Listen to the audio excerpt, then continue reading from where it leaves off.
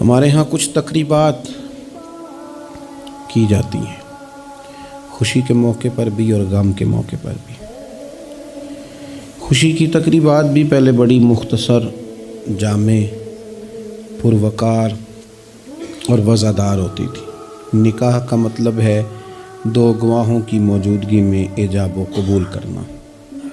مختصر سے لوگوں کے بیچ بیٹھ کے نکاح ہو جاتا تھا، مختصر سے لوگ ولیمے کی دعوت کے بعد دعائے خیر پر اپنے اپنے گھروں کو چلے جاتے تھے۔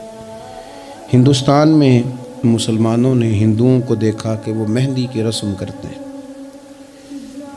اس پر پھر اتنی زیادہ توجہ لوگوں کی بڑھ گئی کہ وہ باقاعدہ شادی کا حصہ بن گئی، باقاعدہ اس پہ بہت بڑا سرمایہ خرچ ہونے لگ گیا۔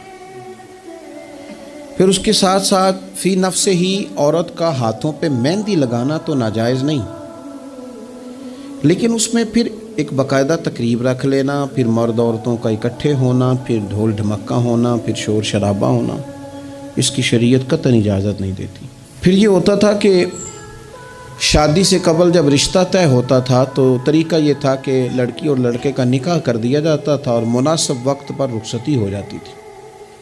نبی پاک صلی اللہ تعالیٰ علیہ وسلم نے حضرت سیدہ عائشہ صدیقہ رضی اللہ تعالیٰ عنہ کے ساتھ نکاح کیا اور 3 سال کے بعد رخصتی ہوئی۔ چلیں بعد میں لوگوں نے اگر نکاح نہ کیا تو پھر کہا کہ نسبت طے کر دی ہے۔ یہ بڑا سونا، اچھا، صاف ستھرا فکرہ تھا۔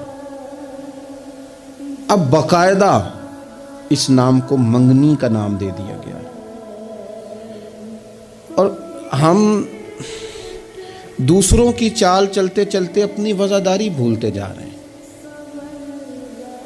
دیکھا دیکھی نا لوگوں کی، دیکھا دیکھی۔ میرج ہال کا تصور صرف اتنا تھا کہ اب آبادیوں میں جگہ موجود نہیں ہے تو باقاعدہ ایسے ہال بنا لیے جائیں جن میں نکاح آسانی سے ہو جائے، لیکن اب تو مہنگے سے مہنگا ہال، اس میں پھر سہولیات، پھر اس میں آسانیاں، پھر کھانے کی بھرمار اور مختلف ڈشیں، یہ سوائے اپنے اوپر بوجھ ڈالنے کے، امیر بوجھ ڈالتے ہیں، غریبوں کو پریشان کرتے ہیں، ان کے بچے دیکھا دیکھی اس چکر میں پڑ جاتے ہیں، حالات سنگینی کا رخ اختیار کر جاتے ہیں۔